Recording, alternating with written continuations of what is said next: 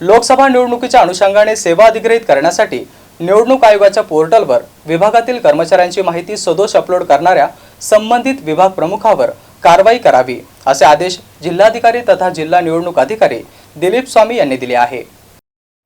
जिल्हाधिकारी कार्यालयात पार पडलेल्या बैठकीत अप्पर जिल्हाधिकारी तथा मतदान कर्मचारी व्यवस्थापन कक्षाचे नोडल अधिकारी डॉक्टर अरविंद लोखंडे, निवासी उपजिल्हाधिकारी विनोद खिरोळकर, उपजिल्हाधिकारी प्रभुदय मुळे, मतदान कर्मचारी व्यवस्थापन कक्षाचे सहाय्यक नोडल अधिकारी प्रकाश देशमुख, संगणक कक्ष आणि कम्युनिकेशन प्लॅन कक्षाचे नोडल अधिकारी तथा जिल्हा सूचना विज्ञान अधिकारी AR थोरात तसेच अन्य अधिकारीही उपस्थित होते।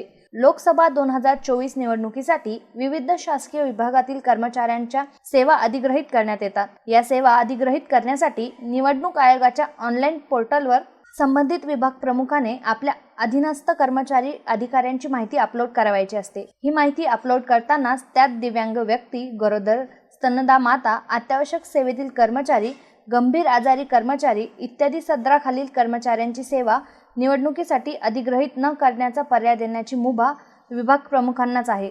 तसेच पर्याय त्यांनी तपशील देऊन निवडल्यास अशा कर्मचाऱ्यांचे नाव सेवा अधिग्रहण प्रक्रियेतून आपोआप वगळले जाते। तथापि ऑनलाईन पोर्टलवर माहिती भरताना विभाग प्रमुखांना चुकीची आणि सदोष माहिती भरल्याने अशा कर्मचाऱ्यांचे सेवा अधिग्रहणाचे आदेश ऑनलाईन तयार झाले। तरी अशा सदोष आणि चुकीची माहिती भरणाऱ्या विभाग प्रमुखांवर कारवाई करण्याचे आदेश जिल्हाधिकारी स्वामी यांनी दिले।